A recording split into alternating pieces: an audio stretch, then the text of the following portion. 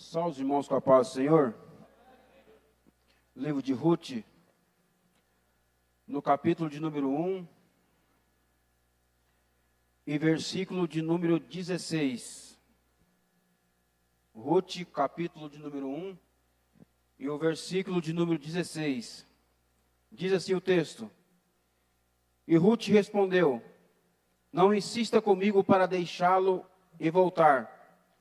Aonde você for, irei, e aonde você viver, lá viverei.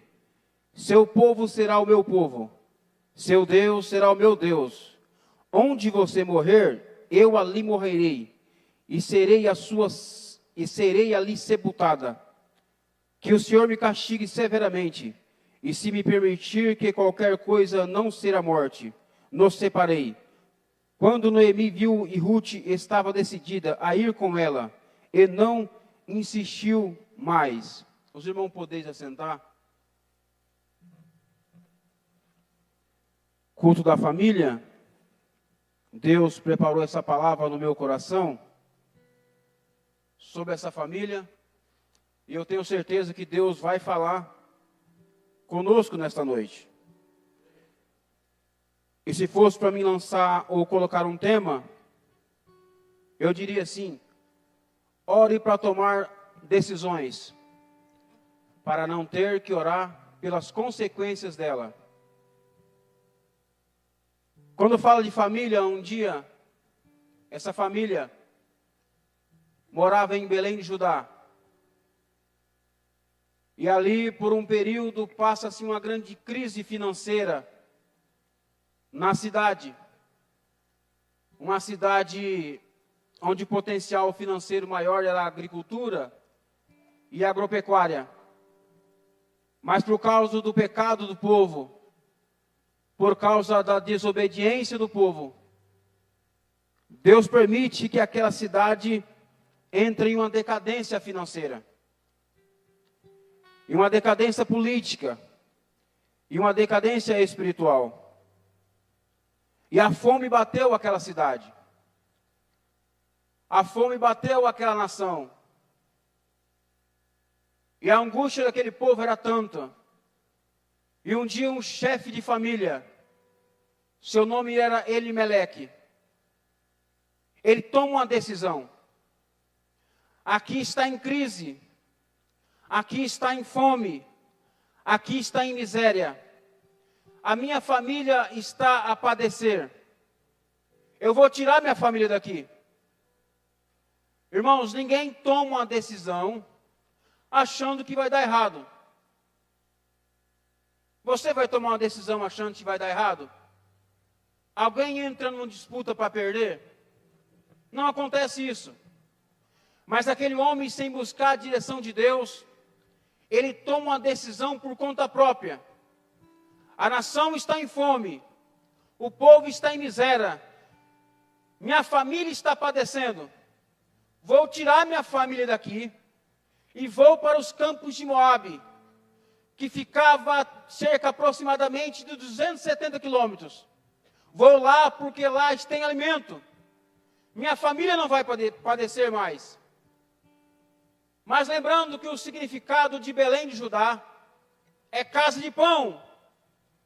Mesmo em crise, mesmo em dificuldade, mesmo passando pelo momento passageiro e adverso, ali era casa de pão. Ele não poderia se esquecer isso. Mas ele não busca a direção de Deus. Eu vou para os campos de Moabe. Lembrando que hebreu não poderia se relacionar com o povo moabita. Segundo o livro de Deuteronômio, capítulo 23, versículo 3, até a 10ª geração do povo moabita não poderia nem se reunir com o povo hebreu. Então ele estava saindo de Belém de Judá, mesmo em crise, mesmo em dificuldade, mas ele estava saindo de uma cidade estabelecida por Deus, uma terra abençoada por Deus, e estava por os campos de Moabe, um povo amaldiçoado por Deus. E ele sai, pega sua família, anda 270 quilômetros, chega aos campos de Moabe. E lá a Bíblia diz que eles passam por um período de 10 anos naquela cidade. As consequências da sua decisão começam a acontecer. Elimeleque morre, deixa sua esposa e seus 2 filhos, Malom e Quilion. Não tinha mulheres hebreias, e aqueles homens, aqueles 2 moços, casam com mulheres moabitas, que era amaldiçoado por Deus. Então o pai toma uma decisão equivocada, os seus filhos perpetuam essa desobediência, casa com moças moabitas, que era proibido por Deus.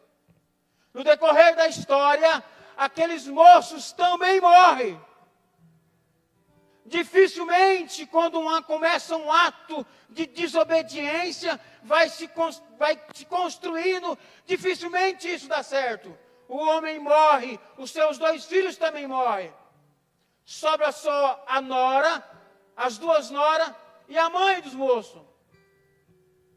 E um dia, o ambiente é tão perverso, ela fala assim: o Criador se levantou contra mim. A angústia dela era tanta que ela tinha perdido as esperanças. Ela chega para suas noras e fala: cada um procura sua família novamente. Volte para suas casas, volte para suas mães. Vocês foram fiéis a meus filhos, vocês são moças bonitas e jovens, volte e arruma um outro casamento para vocês. Uma delas volta. A outra delas fala assim: não insista. A partir de hoje, para onde você for, eu vou. Porque o seu povo é meu povo. E seu Deus é meu Deus. E aonde você for sepultada, eu serei ali também. Isso trata de fidelidade daquela moça para com sua sogra. Fique tranquila, onde você for, eu também vou. Como você pode andar comigo se eu não tenho mais esperança? Eu perdi meu esposo, eu perdi meus filhos, estou numa terra amaldiçoada, por que você quer andar comigo? Mas elas tomam a melhor decisão, já que é só nós 2, elas tomam a decisão, elas ficam sabendo que Belém de Judá volta a produzir, Belém de Judá volta a ter dinheiro, que a fome tinha acabado em Belém de Judá, que tudo estava estabelecido como era antes. Elas decidem voltar para Belém de Judá. E aqui começa Deus a falar em nossos corações nesta noite. Quem sabe nós tomamos decisão equivocada. Quem sabe no decorrer da história nós tomamos decisão sem buscar a Deus. Quem sabe que no decorrer do tempo, achando você, achando eu, que nossas decisões vão dar certo. Passam períodos e a decisão que nós tomamos dá tudo errado. Mesmo assim, Deus honra com a promessa que Ele fez na sua vida. Mesmo com as suas decisões erradas, mesmo com as minhas decisões equivocadas, Deus ainda levanta pessoas para estar do seu lado.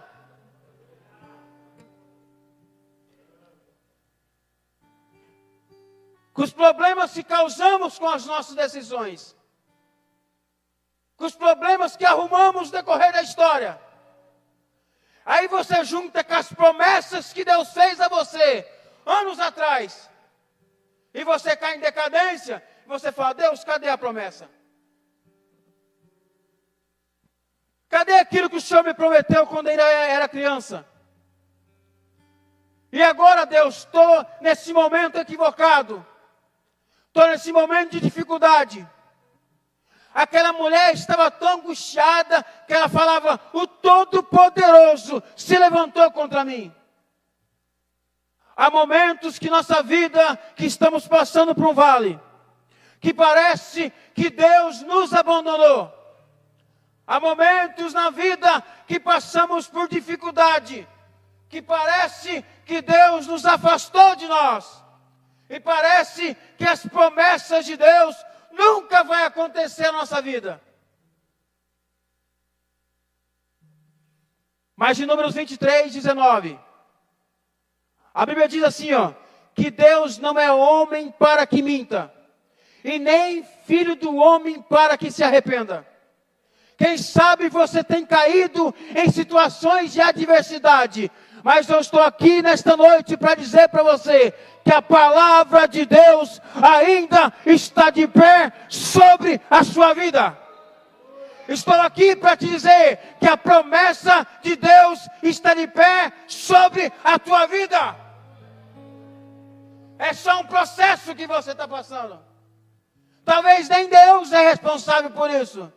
Talvez nem o inimigo das nossas almas é responsável por isso. Foi só uma decisão que você tomou. Mas a promessa ainda está de pé sobre a sua história.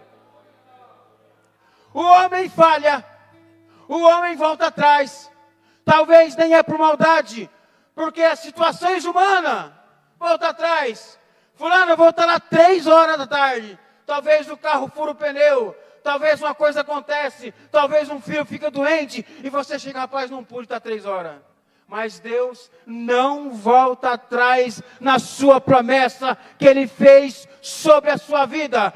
Deus não volta atrás sobre a promessa que Ele fez sobre o seu casamento. Deus não volta atrás na promessa que Ele fez sobre a sua saúde. Se Ele prometeu te curar, Ele vai cumprir, porque Ele não é homem para que minta, nem filho do homem para que se arrependa. Ele não volta atrás. Você fazer um compromisso comigo, talvez não vou conseguir cumprir. Mas se você fazer um compromisso com Deus, Ele vai cumprir na sua vida. Mateus 24, 35.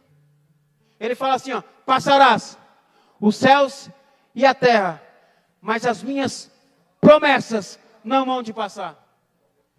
Se você está aqui nesta noite, é fruto de promessa. Se eu estou aqui nesta noite, é fruto de promessa. Se você começar a avaliar a sua vida, avaliar a sua história, nem era para você estar aqui. Se você for avaliar a sua situação, se você for avaliar os problemas, nem era para você ter família, nem era para você ter casamento. Mas se você está aqui, é porque é fruto de promessa de Deus.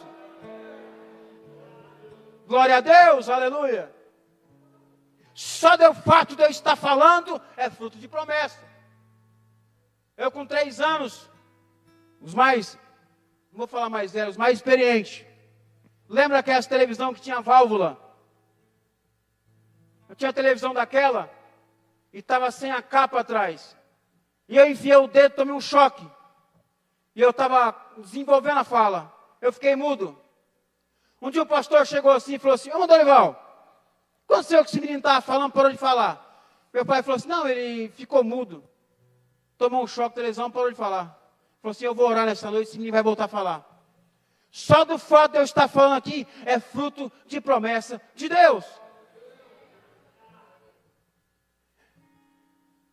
E passando os dias, irmão, daquela família, quando eles voltam, Deus faz uma promessa para eles novamente. Porque Deus não volta atrás naquilo que Ele fala. Só tem uma coisa que Ele volta atrás de uma decisão que Ele toma. Você pode estar na situação que for. Você pode estar a vida espiritual destruída.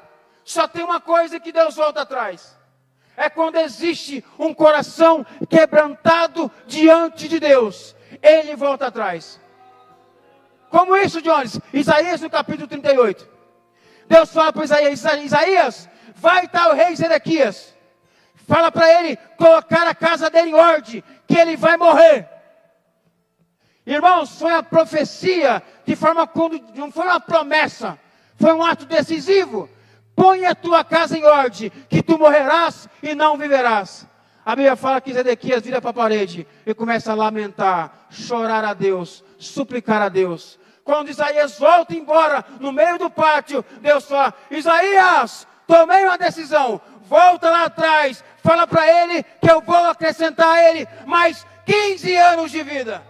Deus volta atrás quando há um coração contrito diante dele. Deus volta atrás quando há lágrimas.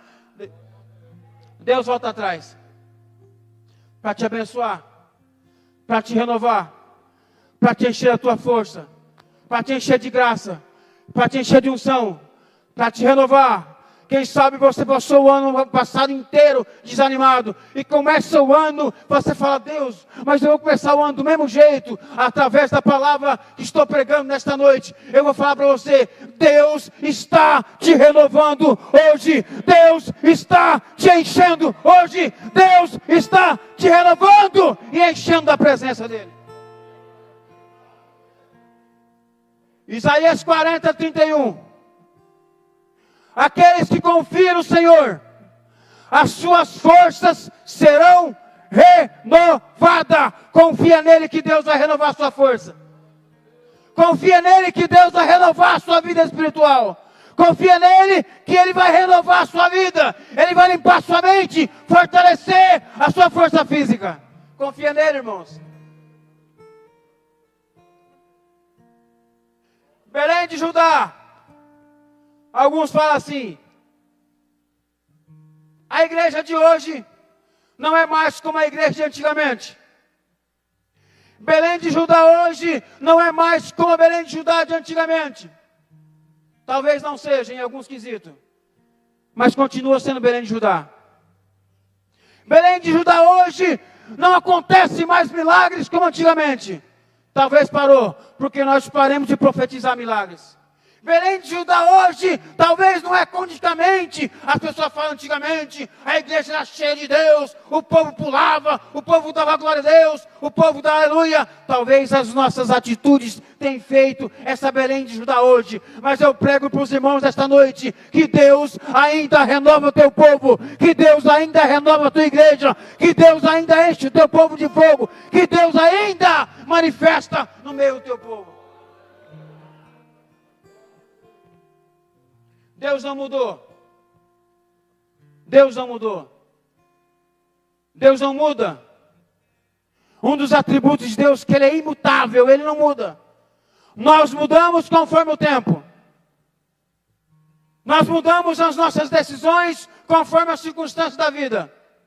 De manhã a gente fala uma coisa, de tarde a gente fala outra. Mas eu falo uma coisa para os irmãos: Deus não muda, Ele não muda. Se Ele te prometeu, Ele vai cumprir. Ele vai renovar a sua igreja, Ele vai encher a sua igreja de graça, Ele vai renovar teu povo.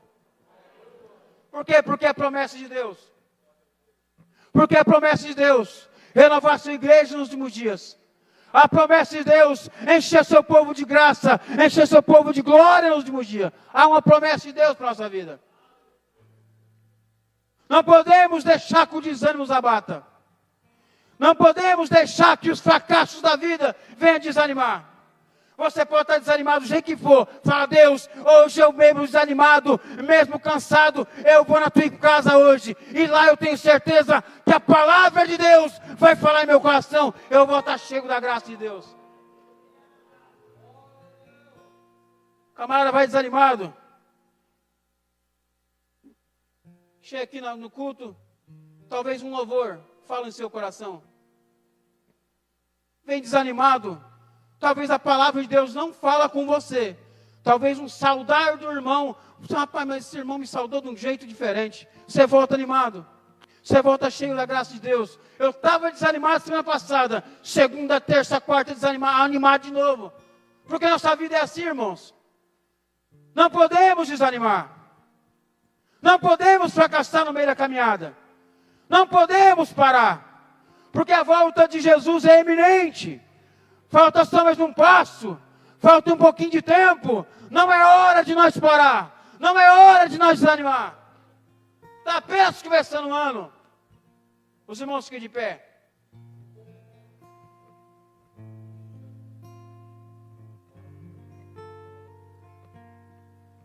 Jesus disse assim, ó: eu vou para o Pai. Filhinhos, eu vou para o Pai.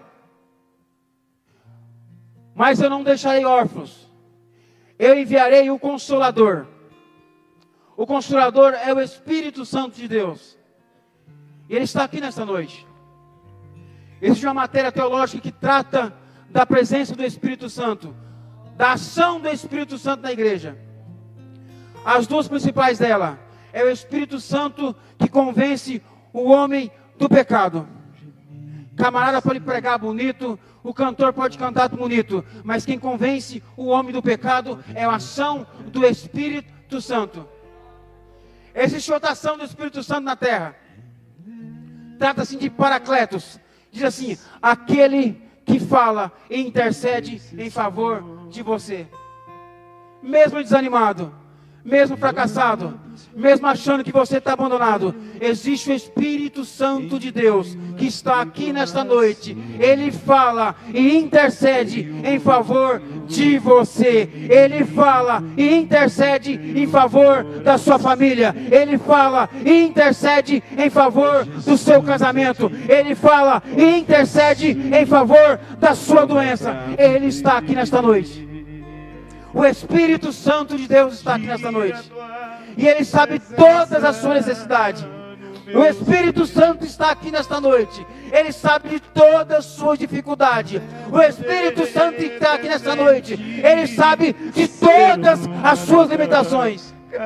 Quem quiser vir na frente pode vir nesta noite. É só começo de ano. Não há momento para desânimo. Por que vai começar o ano desanimado assim? O Espírito Santo está aqui nesta noite e Ele quer te renovar. Eu quero orar por você e Ele vai te renovar de você. Eu quero orar por você e Ele vai renovar as suas forças. O Espírito Santo de Deus quer renovar as suas forças, independente da circunstância.